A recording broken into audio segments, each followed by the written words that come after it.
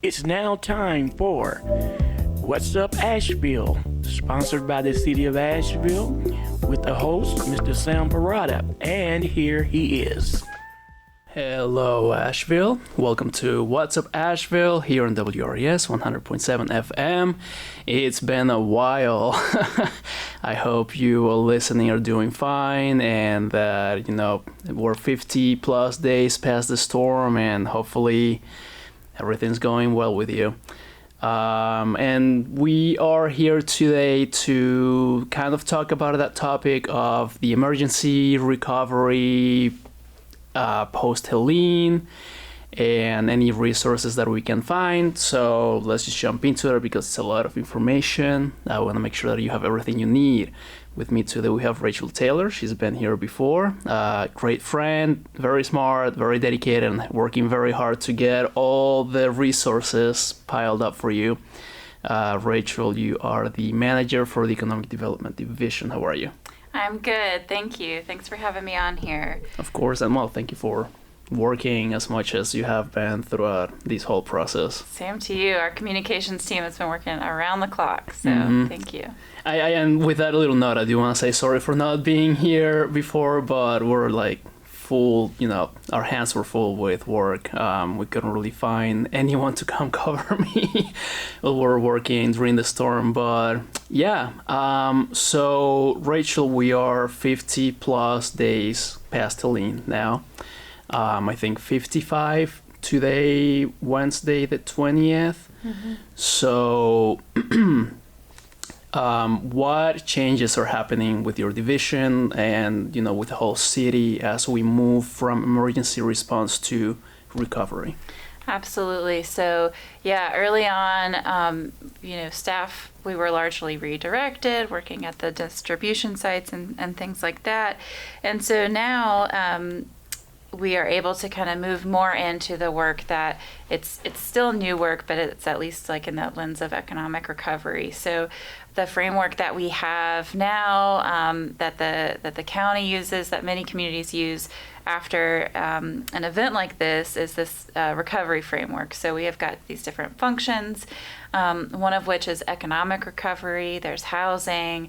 There's kind of community and natural resources. So there's a lot of different types there. Yeah. Right now we have divided a lot of the departments in the city to work on 6 different topics, areas, I guess we can call them. And they're housing, debris collection, water, economic recovery, which we're talking about today, infrastructure, and arts and cultural resources. So all of these groups are called recovery support groups, RSG, and they are currently working on a 30-60-90-day initiative for short, mid, and long-term recovery. And that's something that you're working on now. Absolutely, yeah. So for the economic recovery group, we're really thinking about almost, I won't even say short-term, but this kind of like preliminary immediate needs. And we were so happy to hear the news at the beginning of this week that potable water is back. But before that, we were working really hard with other entities to figure out kind of how we could support businesses that were trying to get potable water or get reimbursed for potable water. And so one of the things that we were able to come up with is this Asheville Buncombe Rebuilding Together grant. So that's a partnership with Mountain BizWorks, the Chamber of Commerce, and Buncombe County as well. And so for anyone out there who is interested, those grant applications are still open. The first round will close on November 27th. So for more information on that, you can look up wncstrongtogether.org, and you can find a lot of resources for grants, business loans, and more info like that. And that is wncstrong.org. WNC Strong Together, Together. WNCstrongtogether.org. And this is mostly for business assistance, correct? Yes, and so one of the reasons why I mentioned that kind of in conjunction with water is that there are a lot of uses that you can apply for with that. One of those is to get reimbursed for either filtration systems that you installed in your business or bulk potable water that you may have purchased. And so this is one of the many places where we can find resources. Before you continue, I just want to point out to everyone right now, we highly encourage everyone to seek assistance from as many places as you can. FEMA, if you haven't, do it. If you have already done it, check the status, see if you can apply or redo the application. I know that sometimes they cancel it. Appeal it. Yeah, that's what I was looking for. Thank you. Just, if you need the resources, there are places. Apply as often as many places as you can. And also, I will be mentioning some of the other resources we have for housing later on, but please continue, Rachel. Great. Yeah, so one of the other sort of initiatives that we worked on really early on was this guidance for folks in the severely impacted flood areas. And, today we're talking about this with the lens of kind of the business community in mind, but there's some good information on there too. So even if you're not a business owner, you can check it out. But this guidance really talks about kind of the permitting issues, everything from debris removal, wearing PPE to start kind of digging out your building. And so we were glad to get that up and on our website. And if folks haven't visited recently, you'll kind of notice that there's a change there, but you can see guidance for severely impacted flood areas right there on the front. And we've just been adding to that. So whenever there is a change in permitting or a new grant resource, we've been adding to that kind of live. We also did a lot of work to communicate with business organizations and at different kind of speaking events to just share out permitting options and how you could reopen your business, both from early on and then now we're kind of in a little bit more of a stable situation, so that's good. But it felt like early on you couldn't plan even for a whole day. It felt a little minute to minute there. Yeah, and again, we were in the emergency response phase, and we are still transitioning out of that, but we're slowly, Council is really pushing for recovery, and all the departments that are working in these big groups are really pushing to get stuff out in the next 3 months. So very important work and a lot of resources. It is overwhelming as a city employee to see how much everyone is doing.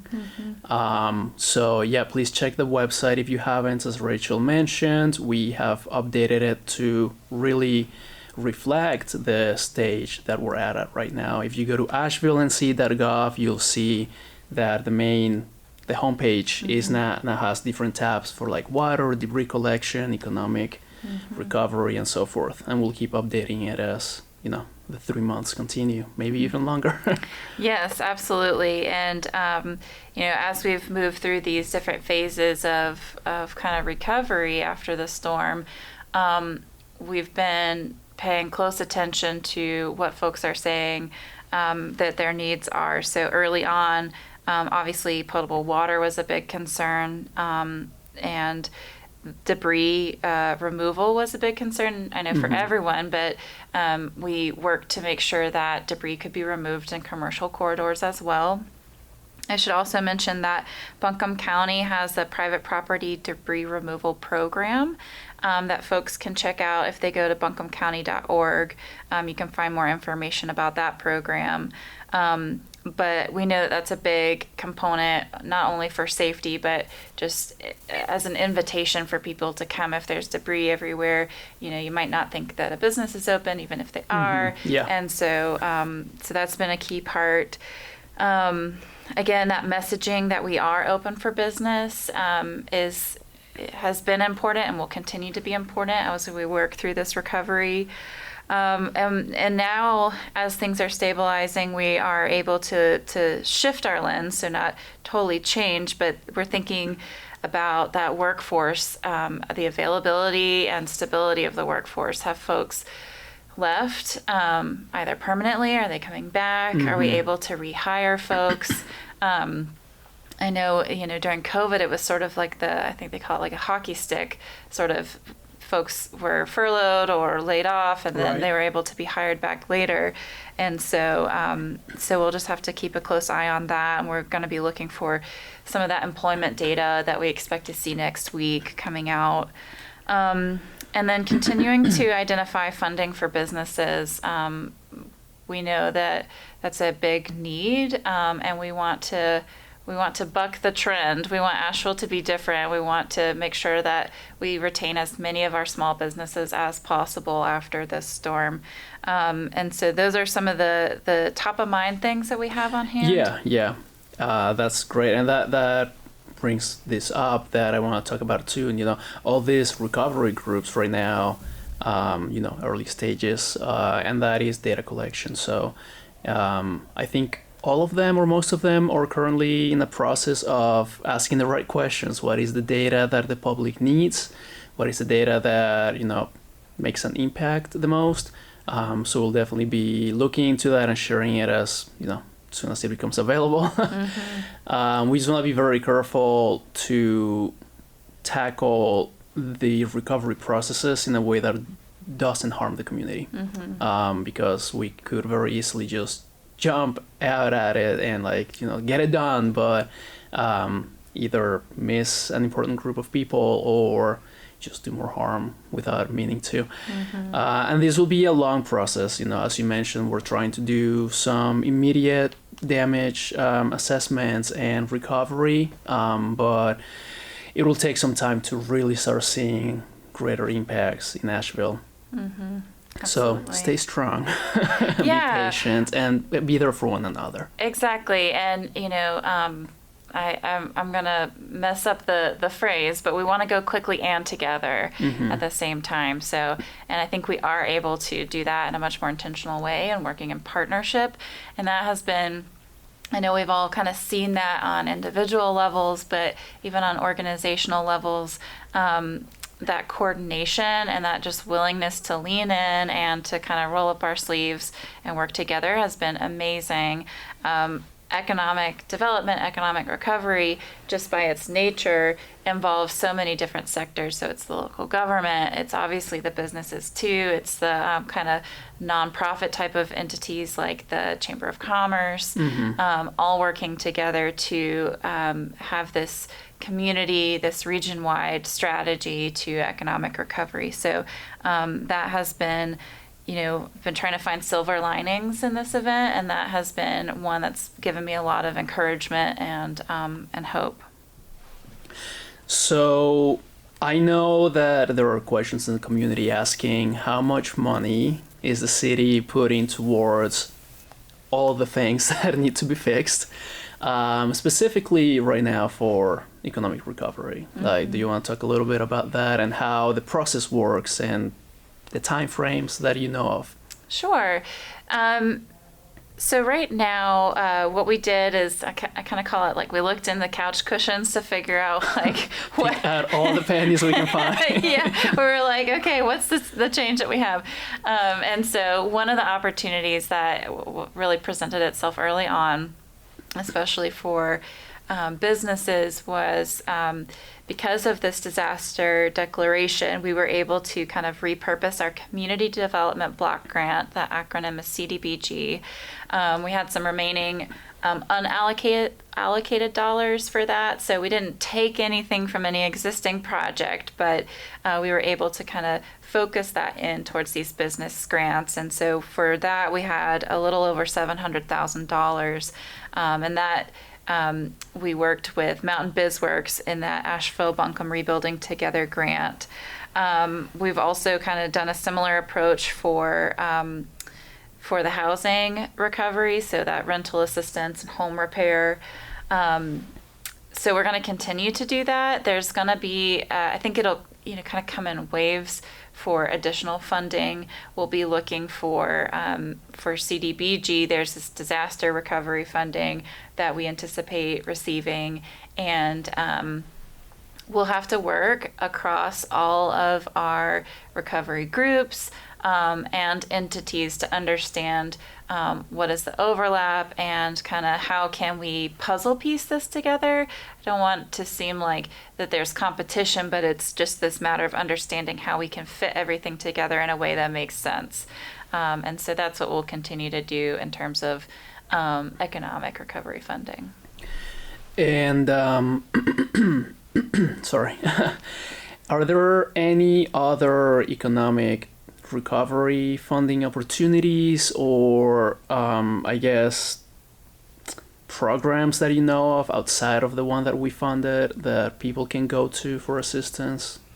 There are a lot of grant opportunities. The other thing that we'll be looking for specifically is to see if and when Congress renews the Small Business Administration funding. So that's an opportunity for low interest loans. It's not just for businesses. If you're a renter, a homeowner, even a nonprofit organization, you can apply for these loans. They're still processing applications, but they are not administering additional funds until they get their budget kind of reoriented. So we'll be looking to that. We'll be working, through the state as well. And so we're kind of trying to keep that lens for individuals.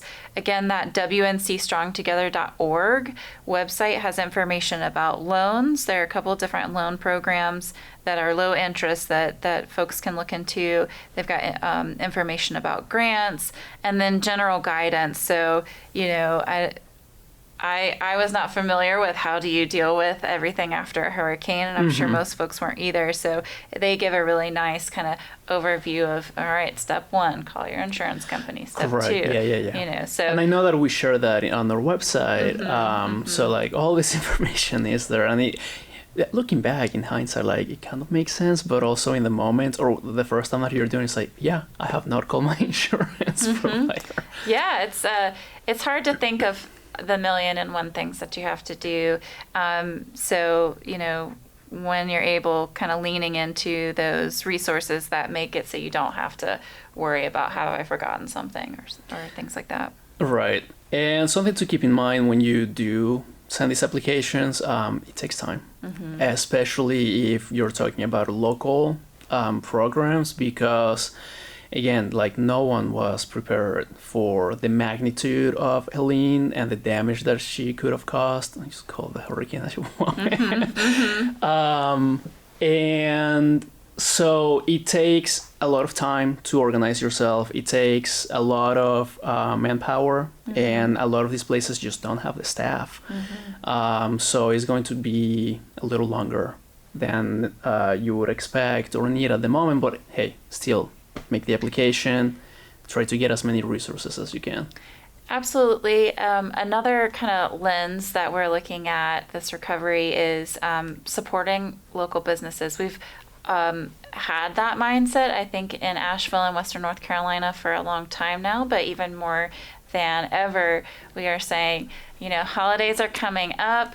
Buy all of your gifts, whether for yourself or for other folks. Just buy them from local businesses. Support local businesses going out to eat to the extent that you're able to.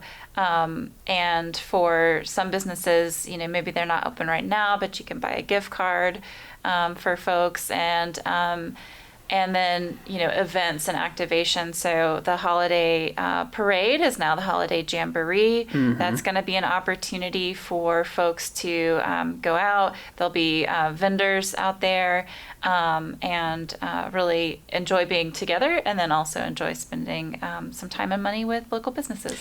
Yeah, and again, like I know that a lot of people are currently struggling with paying rent or, finding a new job if you lost it after the hurricane.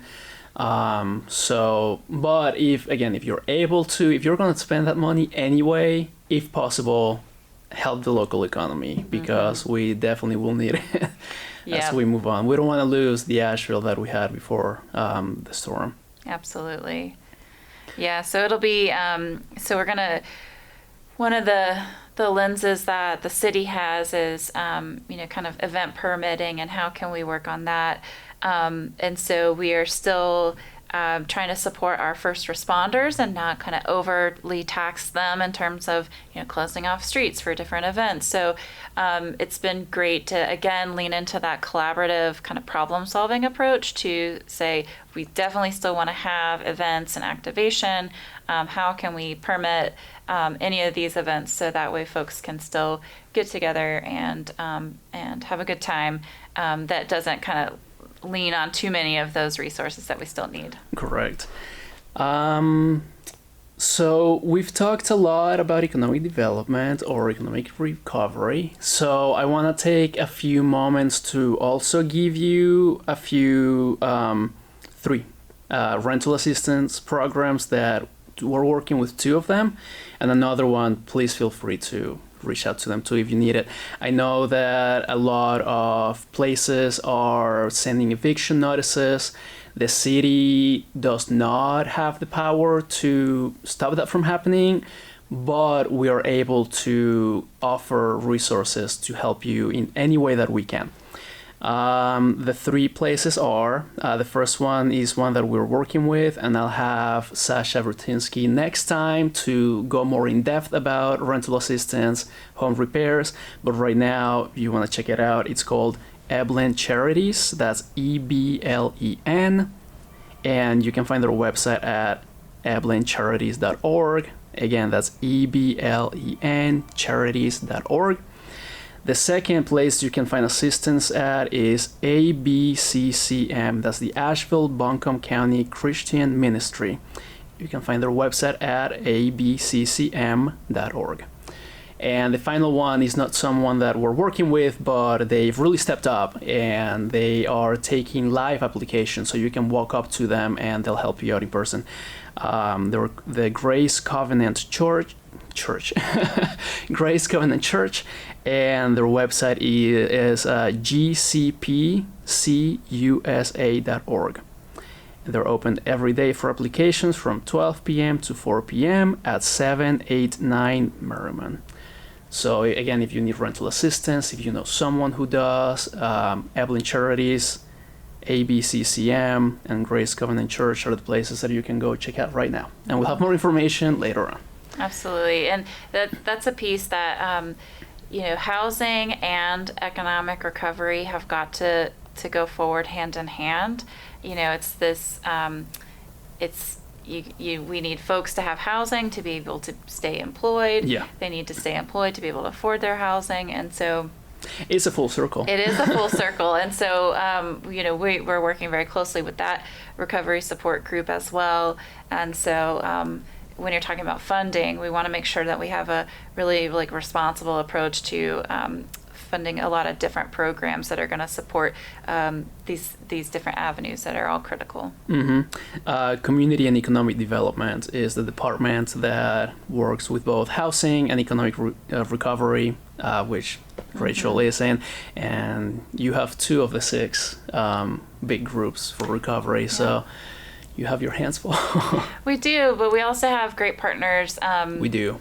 In other departments and organizations. So Stephanie Monson-Dahl is leading our economic recovery group. She's the director of the Planning and Urban Design Department. Mm-hmm. We also have Mark Matheny in our group and probably many others working with us. So that is permitting and development. And so we definitely understand that there are lots of overlapping areas. Mm-hmm. And so, but it's been interesting for me because it gives me, kind of personally another opportunity to kind of learn a little bit more about just the inner workings of other departments and kind of, especially you mentioned data, kind of wrapping my head around, all right, what's the data that we keep internally at the city, and then what else do we need to look for from other organizations? Mm-hmm. Yeah, we just had a big meeting where we talked about where are we collecting all of this, who can provide it for us, and these are not entities that we usually work with as a local government, but it's very interesting to know that everyone's coming together mm-hmm. to get all of this done. And again, learning about housing It's above my pay grade, but I still don't understand it fully, but it's there. And I feel very confident with the professionals that we have to use the money available as best as we can and to find more sources of funding and resources to provide for you. Absolutely. And, this is going to be a long process, but, Yes. and it might feel like waves, right? So it might feel like, okay, we've made a little bit of progress, and then we might, kind of hit another kind of barrier. And so our goals are going to look different as we get further away from the storm. And that's why we want to be really intentional about aligning our planning, our goal development, all of those, our funding options with the other organizations. So we work closely with the county's economic development department, with the Economic Development Coalition, which is housed within the Chamber of Commerce. They're in the middle of their strategic planning process. And so while we have our different avenues and lanes of work, we definitely, again, I like the metaphor of the puzzle piece, because we definitely want to make sure that we Yes. are not being redundant, and that we are working together on what does that overall picture look for our community. And I know that I just can't speak today. It's my first time back in since before Yeah, the storm. shake off the cobwebs, right? I know that a lot of people look at the city as the greatest decision maker for everything that happens in Nashville. But I'm gonna steal that little analogy from you, and we are a puzzle piece. So we do have the county as well. Please look at their website and any resources that they have available too. We're not going to be upset if you go to their website too. And it's also a regional. This impacted so many communities in Western North Carolina, and that the broader resources of Western North Carolina are what made this place amazing in the first place. And so we're going to really want to lean into those relationships and partnerships as well, to move forward and see what does the recovery look like on a regional perspective too. So kind of share the love and lean on each other there a little bit. Yeah, and I guess for a final piece, I want to talk about AVL alerts. I know you're all probably sick of it. And if you aren't and you're not in on the joke, sign up for AVL alerts. I know that during the storm for 30-ish days or so, you kept getting the same message about water boil advisory. I know that it's changed now, but it's very important to sign up and receive a lot of very important information. We don't send out messages unless we need to, and we think it's going to be beneficial for the community. So sign up for AVL Alert, and if you don't like getting the phone calls every day, you can go to your account and choose if you'd rather receive a text message, an email, a phone call, all of them, just one, you choose. I signed up for all three, and so I've been getting a lot, but it's a great resource. Yes. And it really does keep you connected and informed, and I really appreciate that for that option. You may have heard my voice in there once or I think twice. I did a couple times at least. Yeah, well, hopefully I won't have to do it again for a long time. I hope so too. But if I have to, I hope that you listen to me and that you sign up for very important information. And this is, a wide range of information, from storm-related activities to water lines in your area, to any kind of emergency or things that we need to tell you quickly. It's also for parks. I think I've gotten a message about Have you? a park opening, or maybe I'm speaking out of school here, but I feel like there are just a lot of uses, and maybe that was a little bit before the storm too. Also, Buncombe County has alerts that I have signed up for and get, and so definitely encourage folks to check out their local municipality, or if you're not in Buncombe County, check out your county to get those alerts, because it gives you a lot of good information. Yeah, and again, we don't usually send messages. Yep. But when we do, it's important. So, hey, sign up now. You're probably not going to hear from us in a while after the whole, recovery and emergency processes are done. But yeah, it's going to be very important, and I'm just begging you to please just sign up. We need as many people as possible to do it.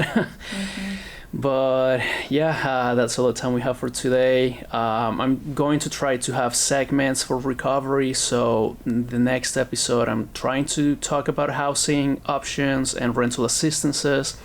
And then after that, we'll see how it goes. We'll just do it as it comes, all the important information. So please just tune in next time and be good to one another, be strong and be patient. We're here for you. But yeah, thank you, Rachel. Absolutely, thank you. And one of the phrases I liked early on was have a good and safe day. I feel like I heard that every morning. So everyone, I hope you have a good and safe day. Yes, and we'll see you next time on What's Up Asheville. You've been listening to What's Up Asheville, sponsored by the City of Asheville in collaboration with WRS 100.7 FM. This program will re-air every Monday, Wednesday, and Friday at 12:30. Thank you for listening.